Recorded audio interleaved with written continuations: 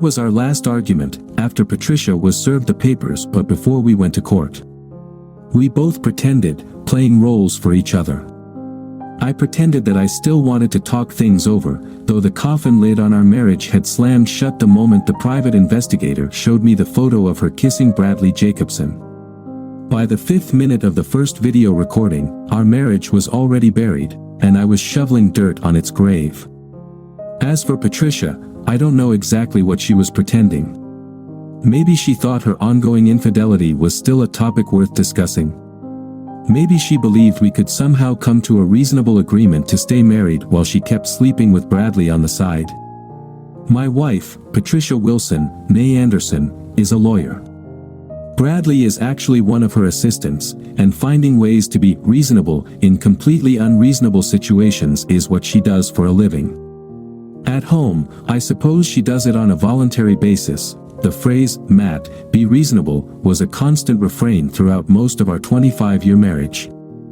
But after I served her the papers, she added a new phrase to her repertoire, fragile male ego. As in, "Matt, this isn't about me or who I am or am not sleeping with. It's about your fragile male ego." God, how I hate that phrase. And, of course, we didn't delve too deeply into that last discussion before she decided to drop it. "Matt, if you could see beyond your fragile male ego, you'd understand that this isn't a threat to you at all." She gave me her most reassuring, most reasonable smile. "I don't love him, and in a few months, we'll both move on. You and I can still ride off into the sunset together."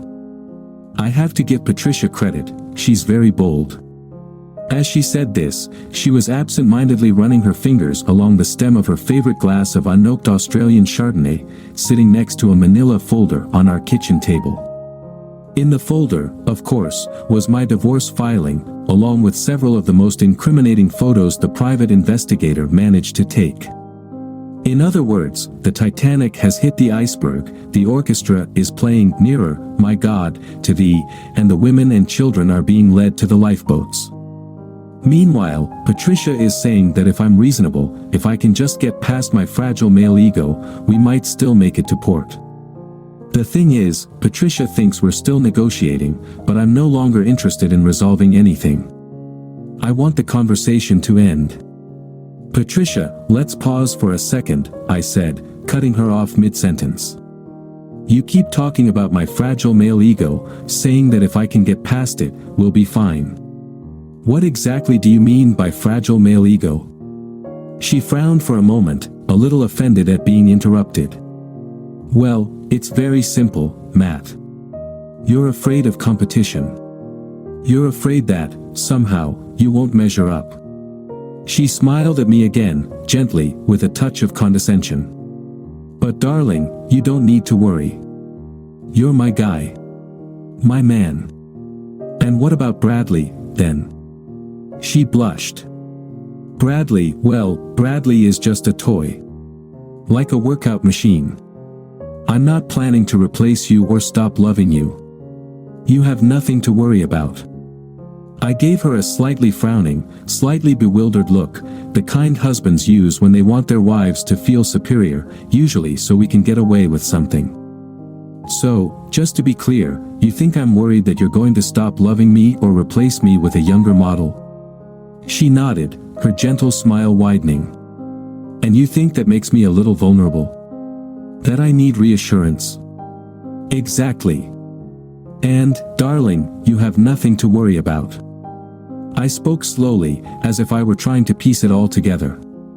"And somehow this vulnerability is tied to the fact that I'm a man." She patted my arm. Gently. Condescendingly. "Oh, dear, it's not just you. All men have fragile egos." Her smile broadened. "Part of what we, as wives, do is support our men, keep your confidence up." I wanted to yell at her, to ask how, in God's name, sleeping with a 25-year-old was supposed to support me, but I knew that would only make her dig her heels in. I wasn't surprised Patricia bought into all that pop psychology nonsense about women being stronger than men. We'd been dancing around that crap for years. But I was tired, we were almost at the end, and I was done dancing. You know, Patricia, you've been using that phrase for a long time, I said, staring her down. I've been letting it slide. One thing I've learned after 25 years with you is to pick my battles. But if there's anything I want to leave you with today, it's the understanding of how completely ridiculous this whole argument is. She started to object, but I continued. The reason people focus on the fragile male ego is because it seems abnormal. It's like in those videos, how many times have you seen a guy get hit where it hurts the most? She nodded. She was about to let me go with that for a while before pulling me back in. Plenty. Yes. It's funny, at least, to women, because men always seem so strong, and this one thing is enough to make most of them fall down and vomit. Suddenly, the big, strong, scary man curls up into a ball, gasping for air. You get what I mean? Yes, but watching a woman in the same situation isn't funny, is it? She nodded. But why not? If one person doubling over in pain is funny, why not the other? Because that's violence.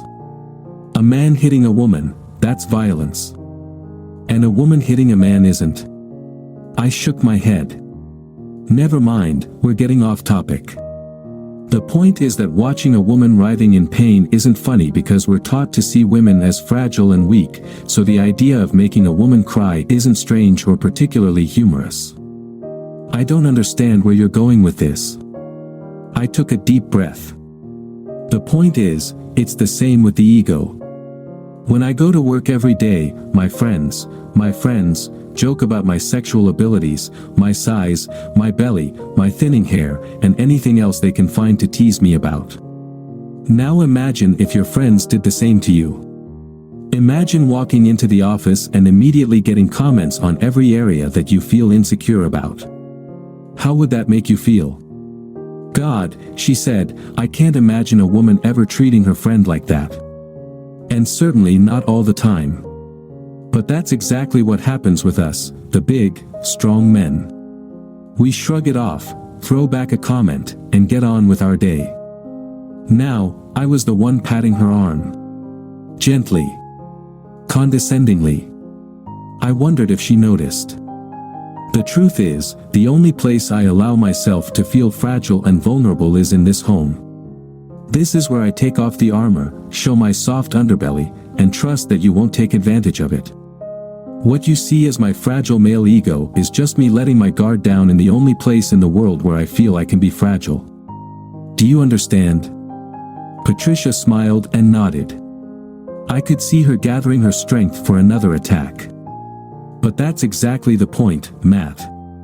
Here, you're safe. You can be vulnerable. I'm not going to leave or throw away what we have because of a fling. I took off my glasses and rubbed the bridge of my nose. You still don't get it, Patricia. I believed you when you told me I was the best lover in the world, even though I knew, objectively, that wasn't true. Hell, in the last 25 years, I've only had one lover, not exactly a lot of experience. I smiled. I believed you when you said that I was enough for you, that my size was perfect for you, that my body still excited you. I took you at your word, even when I knew you were just boosting my ego. I chose to be vulnerable with you because I thought I could trust you. I'm so glad that you... And you betrayed that. I shouted, slamming my hand on the table. Her eyes widened, and she fell silent. I took a deep breath and tried to regain my calm voice. About 6 months ago, I started noticing that you weren't being so careful with my vulnerability. I noticed the way you spoke when I took off my shirt, how you closed your eyes when we had sex. I picked up on the snide comments about needing to hit the gym or give up beer.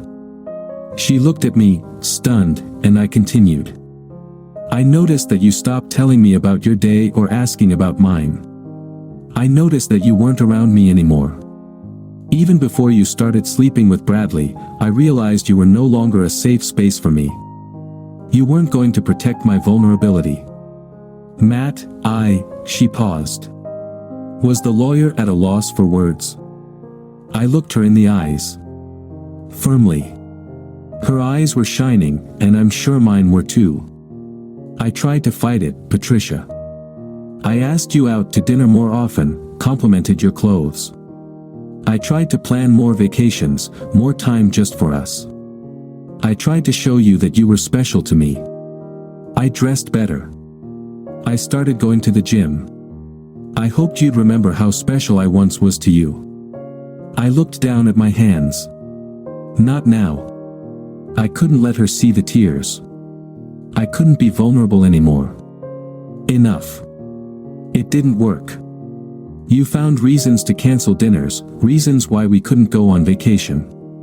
When I complimented your clothes, I could see you worrying whether I noticed you were dressing for him. And when I sent flowers to your office, I never got a response. I looked up at her. Later, when you started picking fights just to avoid having sex with me, I knew I had failed. You forgot that I was special, and you were already on your way to no longer being special to me. I never picked fights to avoid sex. I groaned. Seriously? That's her takeaway. Patricia, can you just be honest? At least with yourself, if not with me. You've been pushing me away for 6 months. She glanced up at me for a second, then dropped her gaze back to her hands. Charming hands. I shrugged. Anyway, yes, back then my ego was fragile. I spent a lot of time in the office with the door closed, mourning our relationship. I tried to put on a strong face, the one I wear at work, so you wouldn't see how deeply you hurt me.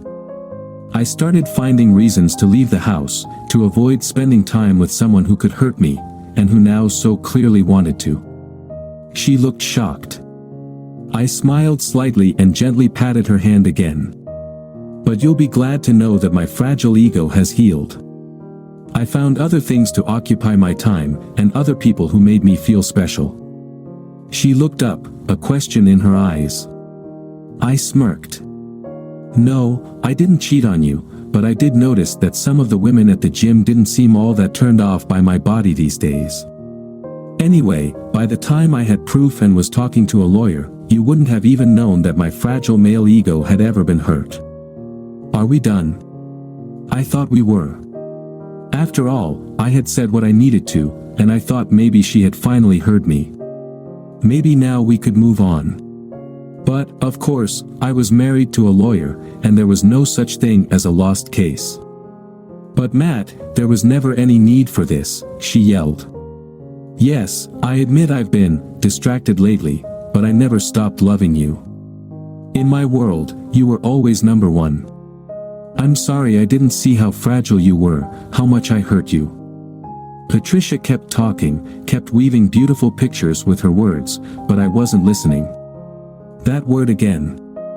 Fragile. She still didn't get it, and I realized she probably never would. I wasn't trying to be nice anymore. Patricia, stop, I snapped. I think she could hear the anger in my voice, though I tried to hide it.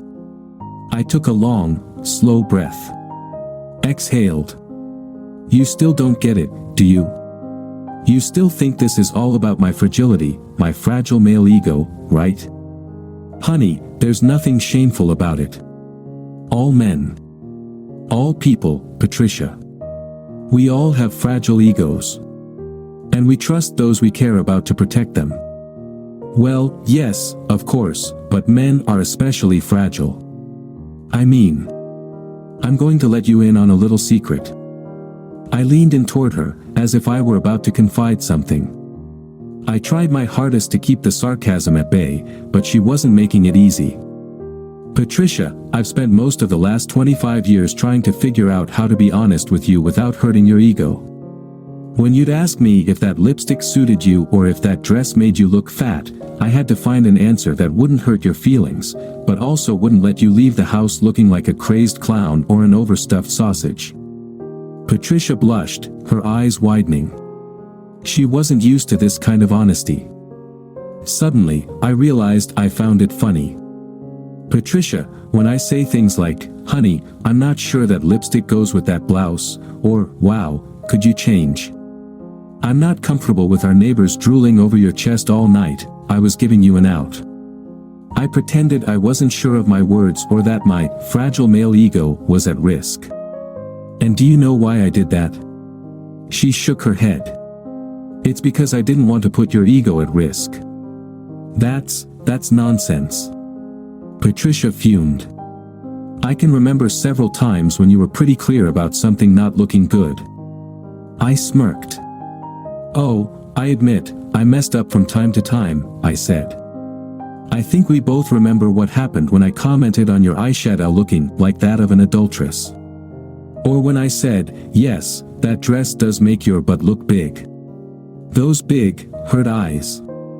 The cold, thanks for your honesty, and a week or two of freezing temperatures in the bedroom. I quickly realized that honesty is definitely overrated when it comes to giving my wife my opinion. So, you've been lying to me for 25 years? Patricia looked like she was ready to explode. It was time to wrap this up. Let's just say I gave you a selective and carefully edited version of the truth.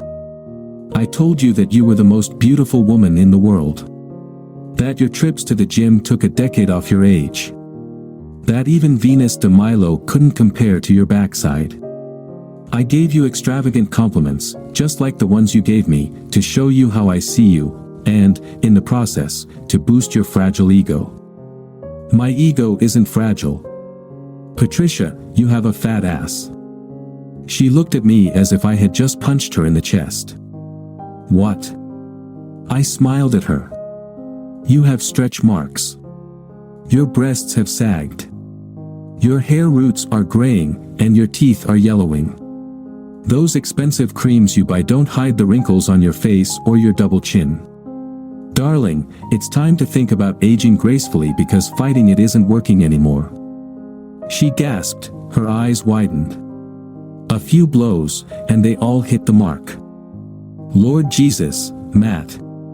Patricia, remember the feeling you're experiencing right now. Think about it. Now imagine I told you I was sleeping with some pretty young thing at the office. Someone 10 or 20 years younger than you, with a firm butt and full breasts.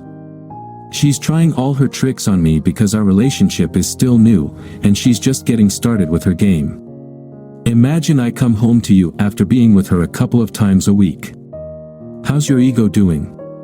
Feeling a bit fragile? Patricia looked a little pale. Yes, she murmured. That's what you never understood, Patricia. I'm not blind. You're not the most beautiful woman in the world. Hell, I could probably walk out the front door and find half a dozen women in our neighborhood who are objectively more attractive than you. I looked at her again, but her head was still bowed. I could see the tears on her cheeks. You're not the most beautiful, not the smartest, and not the funniest. But to me, you were all of those things. You were the most beautiful, the funniest. The best. When I saw all your flaws, I also saw the life we lived together. Your breasts sagged because you used them to feed our children. You have a big backside because you carried them in your body. You have laugh lines because we laughed together. I looked at the road map of your body and saw the miles we traveled together.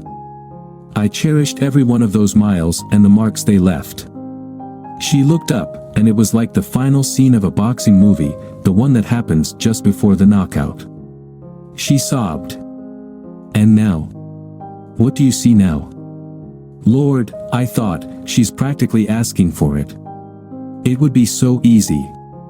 Part of me, hell, most of me, wanted to deliver that knockout blow, the one that would leave her so broken that she'd spend the next few years bouncing from bed to bed, trying to prove she still got it. And there she was, chin up, just waiting for it to drop. But that's the thing. It's not about delivering the knockout blow anymore. In truth, it's not even about Patricia. She looked in the mirror, saw time passing, and decided she could find the fountain of youth in the body of a younger man. And then, when she got caught, she tried to stand tall, throwing out challenges and clever words. I think we both know now that she's weak, small, and will be left alone. As for me, I had already cried my tears in the car, behind the door of my office, in a park a mile from my house. I spent months hiding my pain from my wife while I fought and then mourned the death of my marriage. Now, I had to plan the rest of my life. The first step was to ask myself what I wanted to see in the mirror every morning. A guy who took a cheap shot. A guy who won some pointless competition with a weak woman who wrecked her own life. A bully? No. I wanted to see what I saw now, a merciful man. A good man. An honest man. I took another deep breath and placed my hand over Patricia's once more. What do I see now? Now, I see a woman with whom I spent some of the best years of my life. I see someone I trusted with my vulnerability until I couldn't trust her anymore. I squeezed her hand. I see someone I will truly miss. She stood up, forcing a smile. It was crooked, and it didn't help hide the tears. It doesn't have to be this way, she said. We can find our way back. No, we can't, I sighed. You're right about one thing, Patricia. I'm not fragile, but my trust was. I'll never be able to take off my armor again. I'll never be able to let you in. Maybe we could live together. Sleep in the same bed, go on vacations, make some memories. But the truth is, I'll always be watching you. Wondering if you're judging my body. Wondering if you're comparing me in bed to someone else. Wondering if you're staying because you love me or just out of habit. That's not true. I'm not going to live like that, Patricia. I think I've got another 30 or 40 years ahead of me, and I don't want to spend them with someone I don't trust, pretending to feel safe and secure when I don't. I don't deserve that. And honestly, if you really love me, you wouldn't ask me to go through that. For all her legal skills, Patricia is pretty transparent, at least to me. I could see in her eyes that she was trying on counterarguments, testing them, seeing which ones might work. And then I saw the moment she realized it was truly over. The light in her eyes seemed to fade. Once Patricia decided not to fight, the divorce went quickly. We traded jewelry for tools and a TV, furniture for my partially restored Mustang. In the end, we sold the house, split everything evenly, and saved a lot of money on lawyers. The thing about divorce is that even when it's over, it's not really the end. I still see Patricia often, at our kids' birthdays, anniversaries, Christmases. Sometimes she brings a date, and I usually have a woman by my side. For the past year or so, it's been the same woman, and from the